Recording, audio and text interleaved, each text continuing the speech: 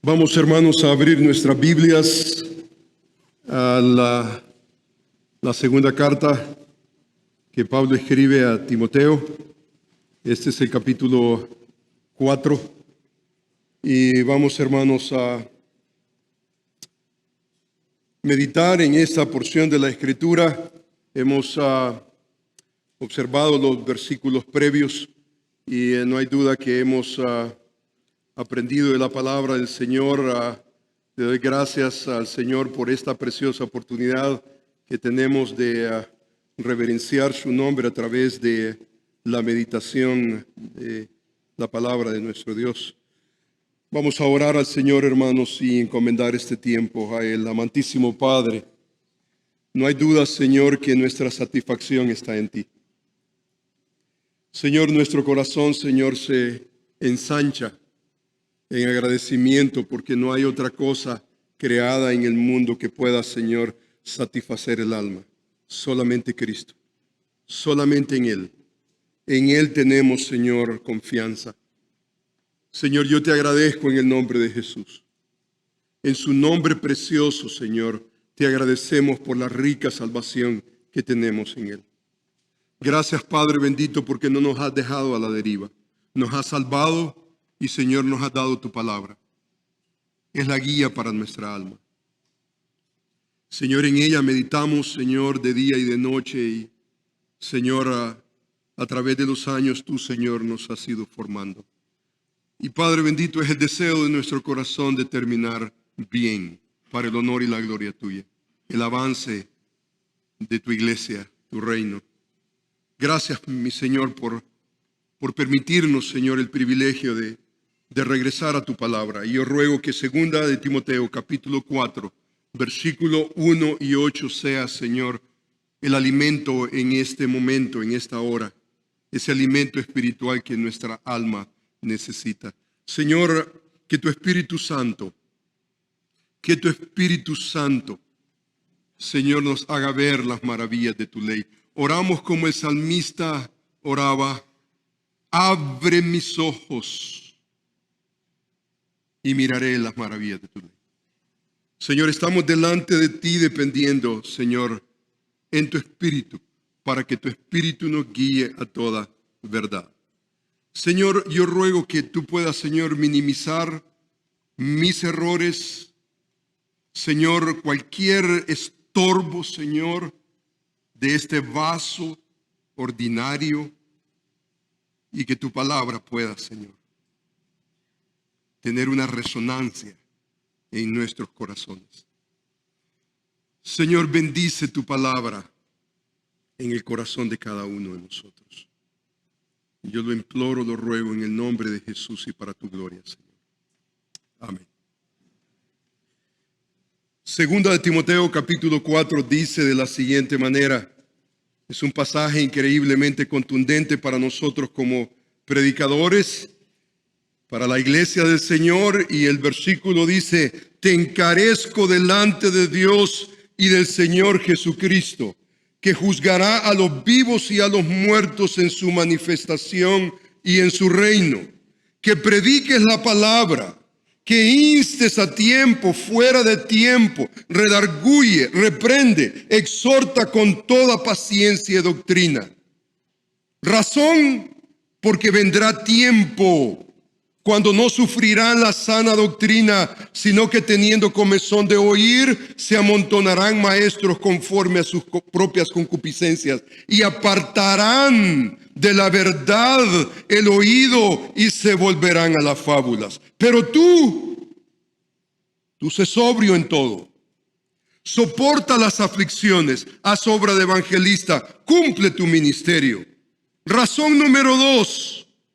Porque yo ya estoy para ser sacrificado. El tiempo de mi partida está cercano. He peleado la buena batalla, he acabado la carrera, he guardado la fe. Por lo demás, me está guardada la corona de justicia, la cual me dará el Señor juez justo en aquel día. Y no solo a mí, sino también a todos los que aman su venida.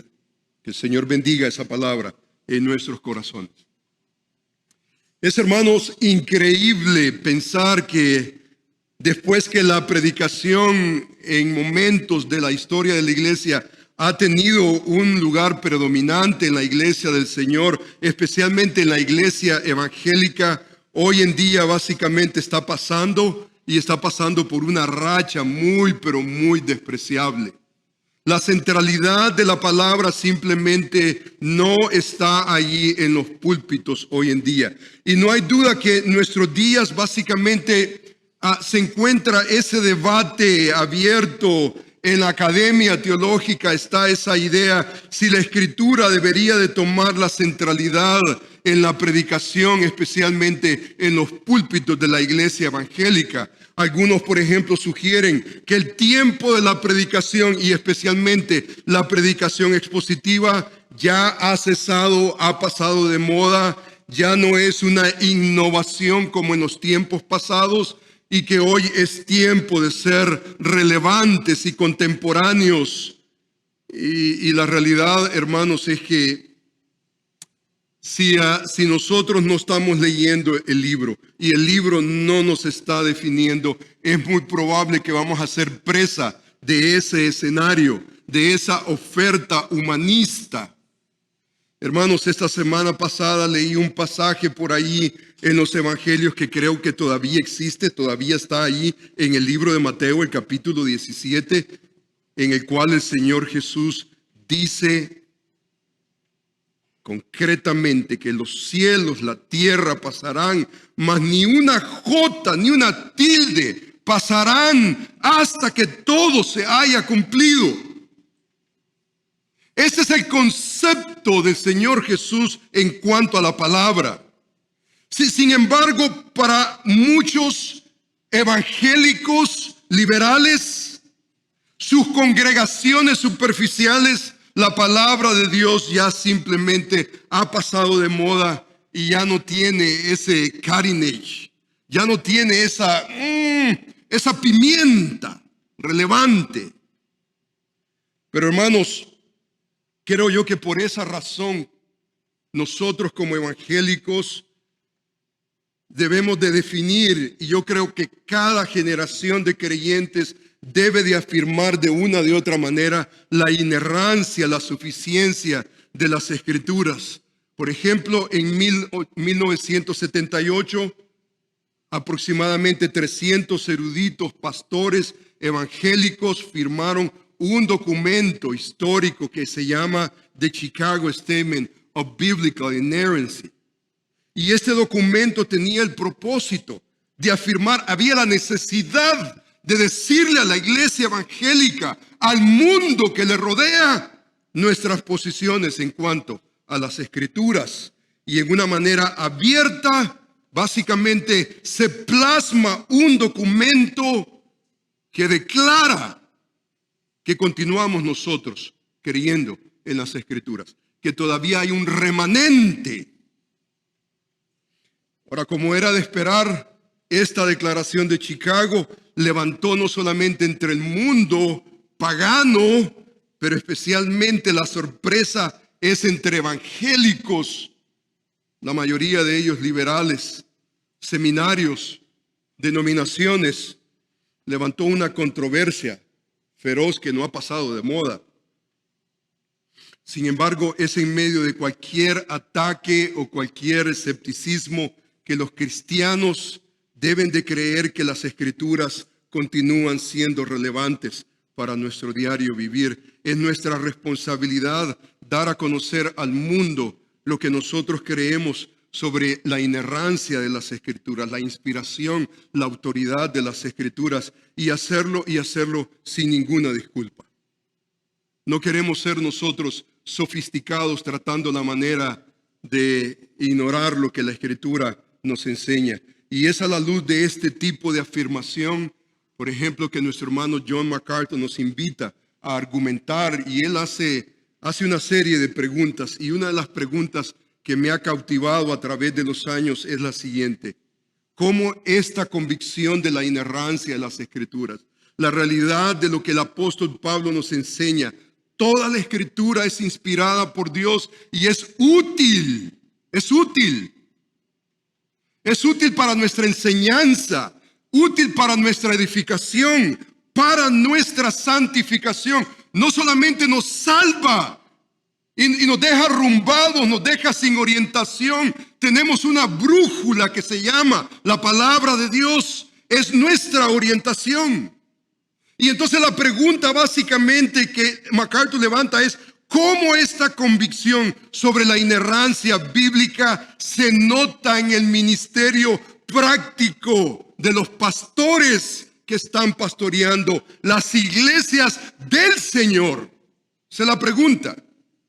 Y MacArthur responde a esta pregunta de la siguiente manera. Él dice: la respuesta se ve, dice, ante todo.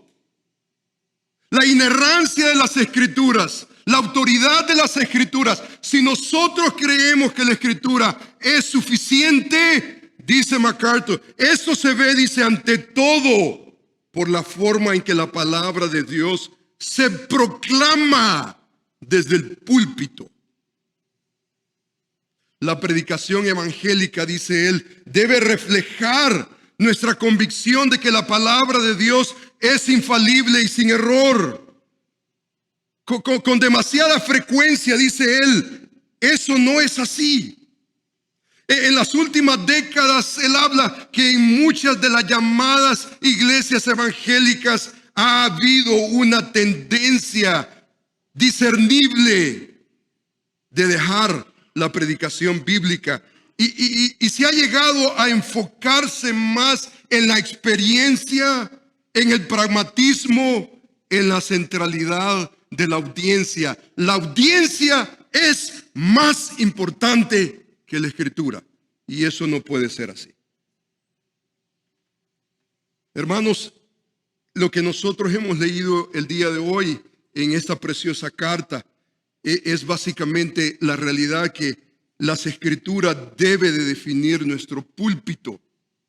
Si creemos que toda la Escritura es inspirada por Dios y que es útil para enseñar, para redarguir, para corregir, para instruir en justicia, y que su fin es para que el hombre de Dios sea perfecto, enteramente preparado para toda buena obra, entonces la pregunta es: ¿cómo luce eso en tu púlpito, en tu iglesia? Si creemos que la palabra de Dios tiene estos atributos, entonces esto requiere que nuestra predicación sea una exposición bíblica de lo que Dios ha hablado, no de tus inventos o los inventos de nuestra sociedad. El púlpito evangélico entonces no puede ser orientado alrededor de retórica y de elocuencia. Si Dios te ha dado esas capacidades, está bien. Pero exposición bíblica no se trata fundamentalmente de tus habilidades comunicacionales. La pregunta del tema de hoy tiene que ver con cuál es realmente el método que el pastor, el predicador tiene para hacer justicia a la naturaleza de las Escrituras mismas, a las demandas que la Escritura misma dice en cuanto a predica la palabra. ¿Cuál es la metodología que el pastor tiene en su arsenal para poder dispensar la palabra del Señor? Con estas preguntas, lo que buscamos básicamente es precisión, fidelidad, lealtad, no a una denominación, no a un endioseamiento de la comunidad cristiana. Es el texto, lealtad al texto, fidelidad al texto, precisión al texto.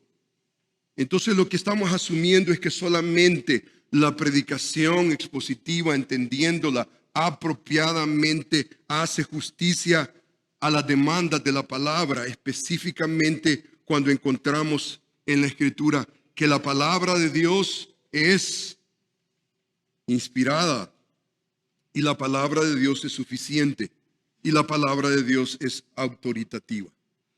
El no tener la palabra en alta estima básicamente va a traer un efecto en el púlpito. Y entonces, como dije la última vez, el día de ayer, la predicación va a ser solamente una clavija donde colgar pensamientos misceláneos, políticos, sociales, psicología barata. Sin embargo, hermanos, lo que encontramos en la Escritura es completamente un escenario diferente. Y hermanos, es mi oración que nuestras mentes, nuestros corazones puedan ser afirmados a través de este mensaje con lo que el apóstol Pablo nos enseña en este pasaje de la Escritura. El contexto anterior es increíblemente rico. El contexto posterior es, para cualquier pastor que quiere terminar bien, es increíble. Si usted observa, el pasaje está básicamente alrededor de una amenaza. Es una amenaza. El día de ayer leíamos nosotros el capítulo 3. El capítulo 3 lo leímos completamente. El capítulo 3, la naturaleza de la Escritura, el resultado de la Escritura, el propósito de la Escritura se ve dentro de ese marco de contexto. Hay una amenaza. Estamos viviendo, los postreros tiempos serán peligrosos. Ese es el contexto de nuestra responsabilidad como pastores. Es ese nuestro contexto. Hombres que aman más los deleites de este mundo que Dios, que se alejan, dice, de la verdad. Cuando Pablo escribe, por ejemplo, en el versículo, usted observa en el capítulo, por ejemplo, 4, lo acabamos de leer, dice, porque vendrán tiempos cuando no sufrirán la sana doctrina, sino que teniendo comezón de oír, se amontonarán maestros conforme a sus propias concupiscencias. ¿Y sabe lo que van a terminar haciendo? Apartarán de la verdad el oído y se volverán a las fábulas. No van a tener la Escritura, la palabra de Dios, en alta estima. Algo es más importante que la palabra de Dios. Y para nuestro ministerio de predicación, eso es un suicidio completo. Una tragedia. Cuando usted comienza a ser embelesado por los tiempos peligrosos en que nosotros vivimos. Es ser atraídos por el mundo. El contexto ese es. Es más, observe el contexto. Leímos nosotros hasta el versículo 8. Mire el versículo 9. Esta es la condición del apóstol Pablo. Dice, procura venir pronto a verme. ¿Por qué? ¿Por qué? Procura venir pronto a verme. ¿Y cuál es la razón que da? Dice, porque Demas me ha desamparado. No para fundar una nueva iglesia, sino amando el mundo. Cuando usted lee la historia de Demas, ocurre en 3 ocasiones en el Nuevo Testamento. Y podemos nosotros confirmar que era parte del equipo ministerial del apóstol Pablo. Lo leemos en Colosenses, en Filemón. Estaba a la par del apóstol Pablo. Era un hombre que realmente había llegado a un momento decisivo en su vida y ser parte de un ministerio misionero. Pero no terminó bien. No terminó. Demas no terminó bien. Dice que me ha abandonado amando este mundo. Ese es el contexto. El contexto tiene que ver no desviarnos. Tenemos nosotros una orientación y la orientación no es solamente la naturaleza, los resultados, los propósitos de la palabra, pero nuestra responsabilidad como ministros de predicar la palabra de Dios. Y entonces en esta porción de la Escritura que acabamos de leer, leemos 9 imperativos y leemos 2 razones. Y de esos 9 imperativos, uno de ellos es el principal, el básico, fundamental. Predica la palabra. Y los demás 8 restantes son lo que expertos han llamado intensificadores, verbos imperativos que están intensificando la idea de predicar la palabra de Dios. Predica la palabra. Pablo, ¿cómo? 8 intensificadores. Y luego después da 2 razones fundamentales que nosotros debemos de alguna manera procesar. Entonces el bosquejo que vamos a observar el día de hoy son básicamente 2 puntos específicos. Por un lado vamos a ver la naturaleza del encargo que Pablo le está haciendo a Timoteo. Y vamos a observar 5 elementos que el texto nos indica. Vamos a ver la naturaleza del encargo y nos vamos a dar cuenta que el encargo es solemne, es simple, es balanceado, es considerado, es un encargo sobrio, dice el texto, y vamos a observar 2 razones. Una razón transgeneracional y una razón amenazadora. Así que si usted tiene el texto abierto, observemos, hermanos, el primer punto. Veamos ese encargo. Ese encargo, conforme al versículo 1, es un encargo, dice el versículo bíblico, solemne. El versículo dice: te encarezco delante de Dios y del Señor Jesucristo, que juzgará a los vivos y a los muertos en su manifestación y en su reino. Hasta este momento no vemos nosotros el verbo principal, imperativo, predica la palabra. Pero predica la palabra es introducido con un preámbulo importante. Un preámbulo que no podemos perder de vista, porque esto define nuestra predicación. Pablo dice: te encarezco. Y comienza el mandato, comienza un encargo con las palabras: te encarezco. Es una palabra que tiene que ver con una declaración solemne, enfática. Es un cargo solemne bajo juramento, de amartureo. Tiene que ver con esa idea. Tiene que ver con el concepto que hay testigos de por medio y vamos a levantar nuestra mano delante de Dios, de una congregación, y vamos a tomar en serio no solamente a Dios, su libro y el pueblo de Dios. No vamos a engañar al pueblo de Dios. Vamos a reflejar el carácter de Dios, el conocimiento de Dios a través de nuestra predicación.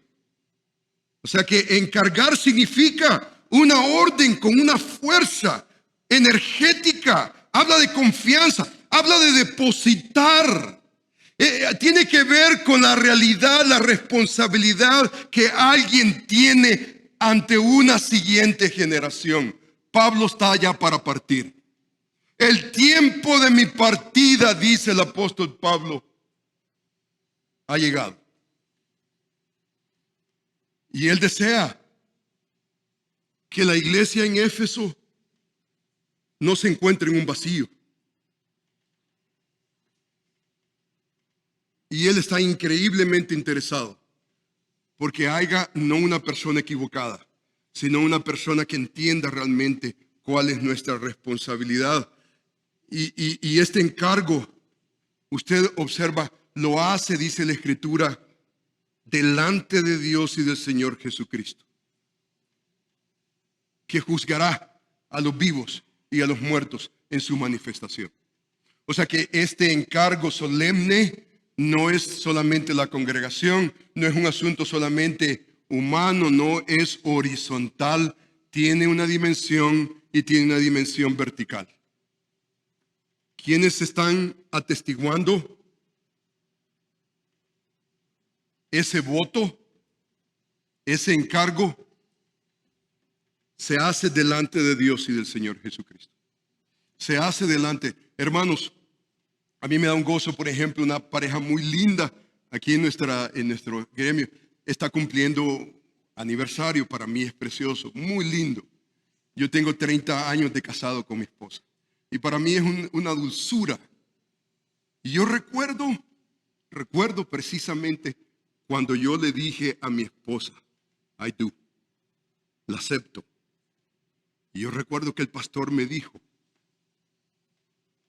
ese voto tú no lo haces solamente en presencia de amigos y familiares, sino en presencia de Dios. Eso en presencia de Dios, ¿sabe lo que significa?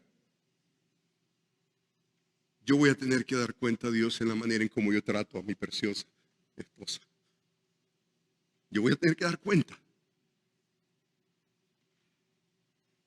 Para mí es un gozo enorme entender esa triangularidad, entender ese concepto, que esto no se trata solamente de la iglesia. Esto de predicar el ministerio no se trata solamente entre nosotros.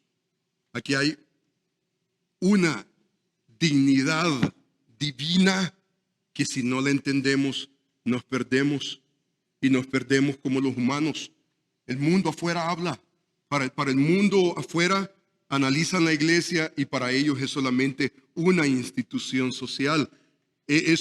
Ante el IRS, la organización gubernamental que se encarga de los impuestos es una institución no lucrativa solamente. Ahora, hermanos, es eso, pero es mucho más que eso. Esto tiene que ver, hermanos, con un llamado solemne. Pablo trata de poner en la mente de Timoteo la seriedad de este mandamiento que en unos momentos viene. Es como que Pablo le dijera a Timoteo, es como que nosotros pudiéramos pensar en nuestro ministerio y decir, mira, Timoteo, escúchame. Pablo, escúchame. Pedro, Jacinto, José. Pepe, escúchame.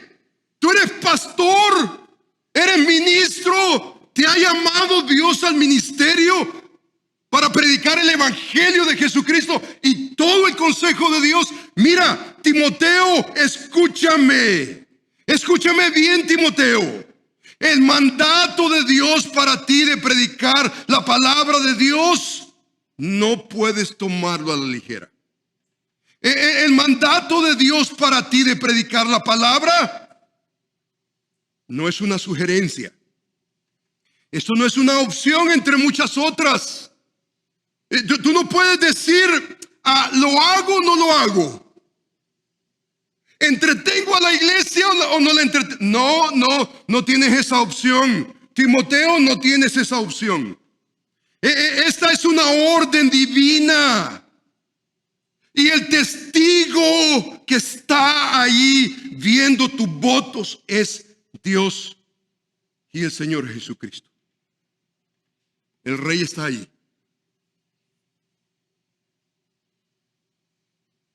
Y si el presidente de la denominación está ahí, está bien. Si el profesor de predicación está ahí, it's okay. Si no está, it's okay. Está bien, no hay problema. Pero hay alguien que está ahí. Hay alguien que está ahí. Y lo que debes de tener en cuenta, Timoteo, es que aunque no esté el mero de la denominación o de las iglesias, el misionero, you name it, el que usted le dé la gana, aunque no esté, la realidad, hermanos, es que nuestro Dios está ahí.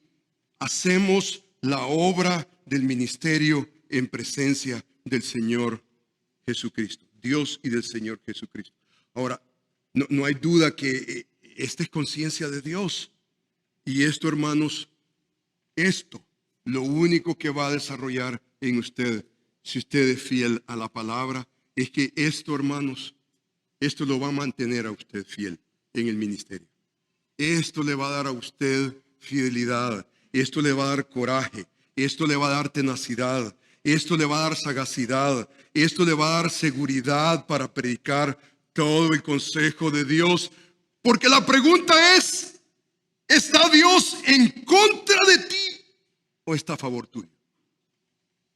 Aquí el asunto no es si le cayó bien el sermón al pastor de predicación, al maestro de predicación, al jefe de la denominación. Es lo que tú y yo necesitamos asegurarnos es que estamos representando a Dios fielmente. Solamente así hay tenacidad y hay coraje. Y no importa quién llore, y no importa quién relinche, y no importa quién se enoje, hay alguien que está a tu lado. Hermanos, queremos terminar bien. Queremos terminar bien. Y la pregunta es cómo terminamos bien. No es con títulos, no es con academia, es con una dimensión espiritual. Tenemos conciencia de nuestro Dios. Las cosas que hacemos, no las hacemos en un vacío, las hacemos en un contexto espiritual. Dios está ahí. Y no predicas tú para impresionar a una audiencia. Tu primer audiencia es Dios y el Señor Jesucristo. Ahora Pablo no solamente dice que debe de predicar con conciencia de Dios, pero él añade en el versículo 1 que él juzgará a los vivos y a los muertos. Ahora, en este contexto, hermanos, ¿qué significa? Esto no es nuevo. ¿Sabe? La novedad solamente de este pasaje de la Escritura es que él va a juzgar en el contexto a los predicadores infieles. Predicadores infieles. O sea que va a haber en el Bema un juicio especial para aquellos que han dicho: yo he hecho un voto delante de Dios, muchos testigos, yo voy a predicar el evangelio y tú no has sido fiel. Tú no has sido fiel. Y la pregunta aquí es, hermanos, yo sé que esta es una nota escatológica, porque ¿cuándo va a suceder esto? La aparición de nuestro Señor Jesucristo. Pero yo creo, hermanos, que esto no tenemos que esperarlo allá. Esto no es solamente allá. Yo me pregunto, ¿dónde comienza el deterioro del juicio de Dios? Algunos Dios mató literalmente. Nosotros tenemos evidencia en la Escritura. El tal sea entregado a Satanás. ¿Para qué? Es una lección para la iglesia: no blasfemar, no tratar la palabra de Dios, no falsificarla, no imponer lo que la palabra de Dios. Esta nota es escatológica, pero tiene una vigencia para nosotros como predicadores. Él está añadiendo: juzgará a los vivos y a los muertos. Vivos y muertos. Vivos en este momento, los que están, ¿cómo va a venir ese juicio? Pero también los muertos escatológicamente. O sea que va a haber ese juicio de parte de Dios. O sea que la presencia de Dios y del Señor Jesucristo no es solamente para protección. No solamente para fortaleza. No es solamente para confianza, para tenacidad, sagacidad en la palabra, firmeza. Tiene que ver con ese lado. No nos escapamos del ojo de Dios. Y eso, hermanos, nos lleva de rodillas delante de Dios en cada momento de nuestra vida. Hermanos, hacemos exégesis y no hacemos exégesis no solamente en un sentido académico. Esto no es solamente un asunto académico. Esto tiene que ver con la realidad que estamos, hermanos, en un proceso de dependencia completa delante de Dios. Y hay una agonía en tu proceso exegético que dice: Señor, yo no quiero falsificar tu palabra. Yo no quiero alterar tu palabra. Yo no quiero terminar diciendo, sino esto dice Dios.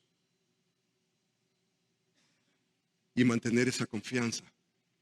Pablo dice: te encarezco delante de Dios y del Señor Jesucristo, que juzgará a los vivos, dice, y a los muertos, dice, en su venida. Dice que prediques la palabra. Aquí Pablo está trayendo una nota y una nota de juicio. No es solamente una nota de confianza para los predicadores. Los predicadores fieles tienen esa nota de confianza hasta el último aliento de su vida. Podemos contar nosotros con esa confianza de que Él está ahí para nosotros, pero por el otro lado somos infieles. Entonces aquí hay una nota para aquellos maestros, pastores infieles que no predican la palabra. Y no debemos de olvidar, hermanos, que no importa la audiencia, no importa, hermanos, quién esté presente, debemos de recordar que Dios está ahí y Él está ahí y Él es el que evalúa nuestra predicación. Hermanos, Él no está evaluando, hermanos, nuestra retórica, no está evaluando. El interés acá, hermanos, no es que tan elocuentes somos en el púlpito. Ese no es el asunto. El asunto es qué tan fieles somos en dispensar la palabra de Dios. En otras palabras, el apóstol Pablo no está interesado en impresionar a la gente. Es más, en un momento el apóstol Pablo nos enseña en el libro de Gálatas, él levanta una pregunta muy importante para los predicadores. Él dice, pues ¿busco ahora el favor de los hombres o el de Dios? Dice él. Y él dice, o trato de agradar a los hombres o trato de agradar a Dios, dice en el libro de Gálatas capítulo 1, versículo. O sea, ¿cuál es mi identificación? ¿Impresionar al mundo que está a mi alrededor o es mi interés agradar a Dios? Buscar el favor de Dios o de los hombres. Y categóricamente el apóstol Pablo responde a esa pregunta y él dice, pues si todavía dice agradar a los hombres, dice, entonces no sería siervo de Cristo. Hermanos, esto nos define. Tenemos un rey y usted no es el rey. Usted no es el rey. Hay ocasiones, yo veo pastores que se sienten que son el rey. Usted no es el rey. Hay uno el rey. Y no se llama Carlos, ni Pedro, ni Jacinto. Bueno, tal vez se llamará Jesús usted, pero no es el Jesús genuino. Es un impostor, ¿no es cierto? Jesús es nuestro Señor. Y no le servimos a nadie más. ¿Sabe lo que realmente define si somos siervos de Cristo? Es que estamos representando a Cristo. No solamente en carácter, pero estamos representando lo que Él ha manifestado en su palabra. Por eso Él dice abiertamente que la palabra de Cristo more en abundancia en vuestros corazones. Porque ¿qué es lo que va a producir eso? Va a producir canto, salmos, himnos espirituales que traen alabanza a nuestro Dios. Eso es ser siervo de Cristo. Se va a notar en la abundancia de la palabra de Cristo, que la palabra de Cristo more en abundancia. Hermano, el verbo morar ya está suficiente, pero enfáticamente Pablo dice que more en abundancia, abundantemente, porque somos siervos de Jesucristo. Ahora, hermanos, esto es de suma importancia porque cuando un predicador, una iglesia pierde esa órbita, cuando pierde la perspectiva divina, entonces comienza a predicar mensajes orientados a la audiencia, que caiga bien, que la gente pueda salir, wow, qué elocuente es el pastor, está feíto, pero wow. No, absolutamente no, absolutamente no. Terminamos nosotros, hermanos, en nuestra tierra hay una expresión de political correctness y nos metemos en ese lío que si usted comienza a meterse, usted no sale de ese debate. Y entonces tratamos la manera de ser, ya se me acabó el tiempo. Wow, estamos comenzando, hermano. Pero bueno. Comenzamos nosotros a definir el púlpito y no decimos, por ejemplo, no decimos he, no decimos she, ¿me entiende? Porque, ¿me entiende? Va a ofender a alguien, porque la comunidad ha cambiado y entonces no hay ni un él ni un ella, hay un No se sabe. No se sabe. Terrible. Necesitamos conceptualizar aún los géneros a la manera en cómo Dios los define. Hay pastores que están confundiendo. Cuando hermanos nos apartamos de la Escritura, entonces nos da miedo hablar que no hay pastoras en la iglesia. Teníamos una hermana en la iglesia que se llamaba pastora y era un conflicto. Era un conflicto. Le digo yo, hermana pastora, yo le voy a cambiar el nombre. Terrible. Terrible, porque cuando hablábamos, la hermana pastora, no, absolutamente no. Entonces le puse Chepita. No se crea, no le puse. Pero la realidad, hermanos, la realidad es que despreciamos la palabra, entonces vamos a la deriva. Cualquier cosa es buena.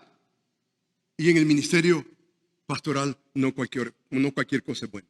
No, absolutamente.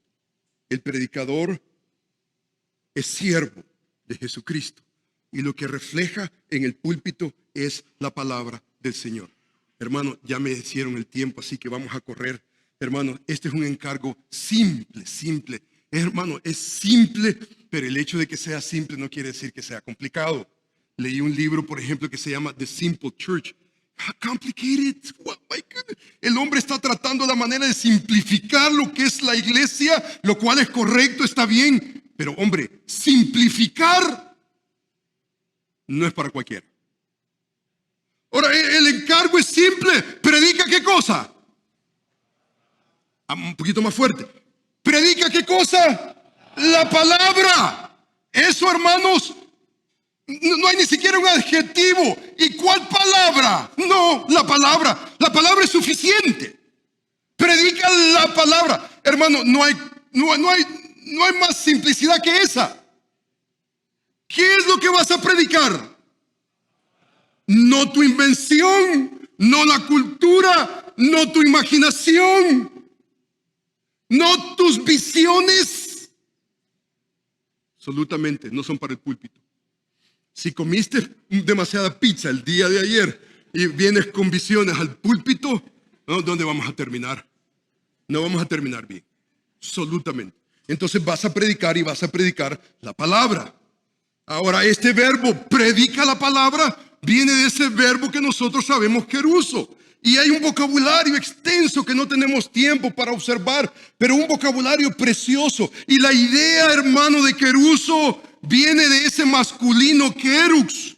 Y el querux básicamente es el predicador, es el heraldo que está representando al rey. Es el que se pone públicamente, tiene un mandato del rey y hace el rey un edicto. Y el rey manda a su heraldo, a su querux, y le dice a la población: el rey ha hablado y esto ha dicho. Ahora, hermanos lindos, eso nos define. Eso, usted no es el rey para falsificar lo que el rey ha dicho. Hay ocasiones que la población va a estar contenta. Oh, qué buen, qué rey, qué lindo. Si el rey va a incrementar los impuestos, la gente va a estar contenta. No, y usted no puede venir y decir: no, esto no le va a gustar a la gente, vamos a sacar esta frase y la otra. Y entonces, hermano, nosotros tenemos un movimiento en los 60. En los 60 ocurrió un movimiento que tiene que ver con mutilar la escritura. Esto más o menos, son grandes teólogos que están tratando la manera de limitar la escritura a una frase: Dios es amor. Ahora defínelo por lo menos. ¿Y cómo vamos a definir Dios es amor? A través de las escrituras. Y hermanos, no podemos caer en ese trágico error. No, somos representantes del rey. Y hermanos, yo me doy cuenta. Hay ocasiones, hermanos, que yo predico en el púlpito y los hermanos me dicen: hermano, qué lindo mensaje. Pero hay ocasiones que los hermanos ni quieren verme. No me quieren ver. Y entonces digo: ¿y qué pasó? Y, hermano, esto ya no se trata. Mire, usted no puede, bajo ningún punto de vista, usted no puede estar dependiendo de los aplausos de la gente.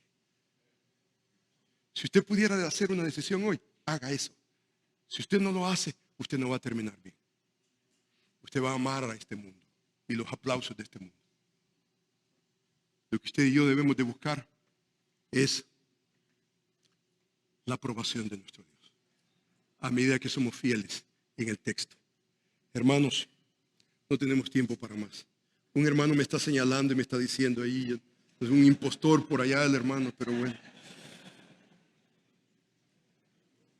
La Escritura nos enseña que debemos, hermanos, predicar la palabra, y debemos de predicar la palabra en una manera concisa, una manera, hermanos, por lo que la palabra de Dios es, por lo que los resultados de la palabra, por lo que la palabra realmente representa sus propósitos. Hermanos, la palabra continúa siendo la ley de Jehová, que es perfecta. ¿Y qué es lo que hace? Convierte el alma. Y no hay, hermanos, sus inventos no va a hacer lo que solamente la Escritura puede hacer.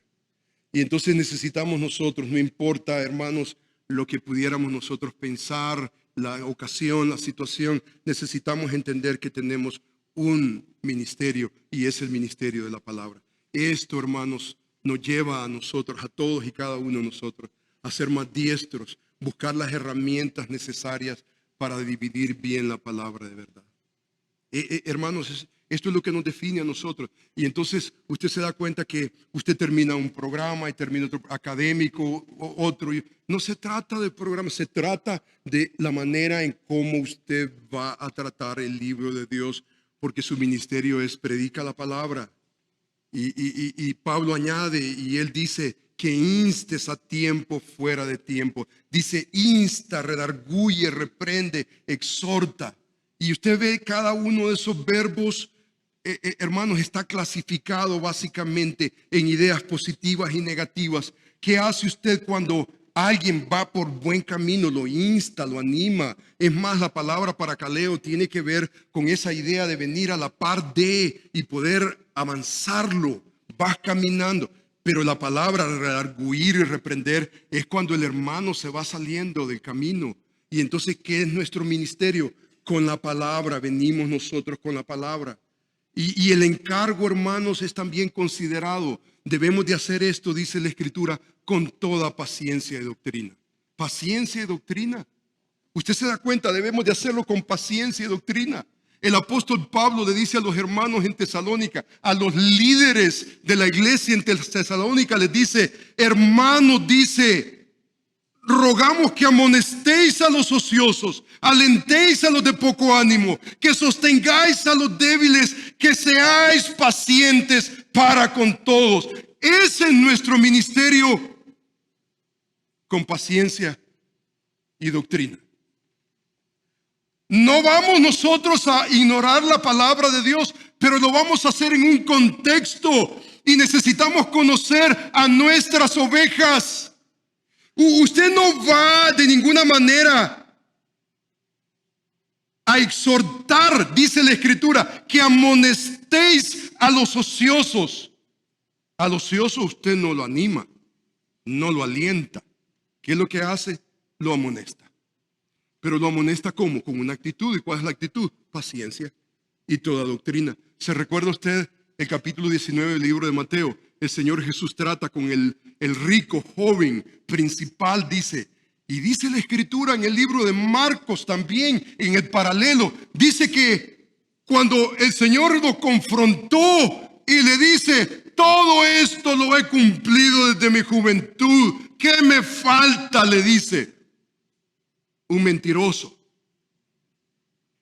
Y dice que Jesús lo amó y le expuso la verdad de Dios. Hermanos, esto nos hace gente a nosotros. Esto no nos hace solamente predicadores. Hermanos, esto nos hace pastores. Y necesitamos estar con las ovejas. Porque solamente estando con las ovejas es que nosotros entendemos de qué pata cojea la oveja. Y usted no es abstracto. Usted no solamente son ideas. Usted ama. Usted huele a oveja. Huele a oveja. Un hermano fue a una conferencia en Honduras y me llevó a un lugar, pero a saber a dónde andaba, yo no sé, pensaba que estaba en África. Y me dice, en este lugar no va la gente, me dice. Predicadores vienen y no van. Le llaman el basurero. No va, gente marginada, no llega nadie. Y el hermano tiene un ministerio con esta gente marginada. Nadie los quiere, nadie. Usted no los quiere de vecinos, el gobierno, nadie los quiere. Gente completamente. Regresé yo de ese viaje. Qué apestaba, qué horrible. Yedía basura. Y yo creo que todo pastor necesita. Si usted quiere ser efectivo en su ministerio de la palabra, no es solamente exégesis del texto, pero exégesis de su gente. Ame a su gente, busque a su gente. Solamente así usted va a tener sentido. Usted necesita regresar a ese encargo solemne, ese encargo a tiempo, fuera de tiempo, es considerado con toda paciencia. Dice el versículo bíblico, sé sobrio en todo. No te desplomes, sé sobrio. Nefo es literalmente esa idea. Mira, no pierdas los estribos, mantén en control, que el Espíritu de Dios controle tu vida. Al punto de no intoxicarte con las doctrinas de demonios que están a nuestro alrededor. Mantente firme. Termina bien. Termino, hermanos, con esto porque yo sé que tienen hambre. Nuestro hermano MacArthur, en su libro de predicación, tiene esta ilustración increíblemente interesante. Él habla acerca de una iglesia en Inglaterra muy antigua. En el frente de la iglesia había un rótulo que leía: nosotros predicamos a Cristo crucificado. Con el tiempo había crecido la hiedra y la enramada había tapado la última parte del rótulo, y entonces el rótulo leía: nosotros predicamos a Cristo. Ya no se veía crucificado. Con el tiempo la hiedra creció y el lema solamente leía: nosotros predicamos. Finalmente la hiedra creció, cubrió todo el rótulo y dice MacArthur: la iglesia murió. Hermanos, esa es nuestra muerte. Nuestra muerte es cuando la iglesia no predica el evangelio de Jesucristo y todo el consejo de Dios. Oremos al Señor. Amantísimo Padre, gracias, Señor, te doy. Yo te agradezco, Padre bendito, por lo bueno que tú eres, Señor, en nuestras vidas. Gracias, Señor, porque cuando pensamos, Señor, en este tema, Señor, algunos van a creer a tu palabra, algunos van a obedecerla, otros van a burlarse, otros van a obedecerla parcialmente, algunos van a ignorarla, otros van a enojarse en contra de la palabra, algunos van a canjear la palabra, van a tratar la manera de alterar la palabra de Dios, pero el siervo de Cristo se mantiene fiel a la palabra de Él. Toma en serio que la palabra no puede ser ignorada. Y Señor, es a la luz de esta realidad que yo suplico en el nombre de Jesús, que tú nos permitas mantener, Señor, en gran consideración la naturaleza de este encargo. Solemne, simple, balanceado, considerado, sobrio. Las razones son contundentes. Hay una generación de por medio. Hay una razón amenazadora. Estamos viviendo en tiempos peligrosos. Algunos no sufrirán la sana doctrina. Algunos van a abandonarnos. Vamos a comenzar con 10 y tal vez vamos a terminar con 5. Pero Señor, queremos terminar y terminar bien. Señor, bendice, Padre bendito, lo que tú estás haciendo aquí en este rincón del mundo. Señor, levanta predicadores que predican el evangelio de Jesucristo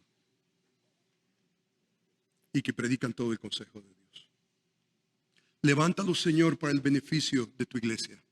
Levántalos, Padre bendito, para la gloria tuya. y que en esta generación y la que viene puedan haber hombres que se definen conforme al texto que hemos leído en esta mañana. Señor, te alabamos, te glorificamos por lo bueno que tú eres. Gracias en Cristo Jesús. Amén.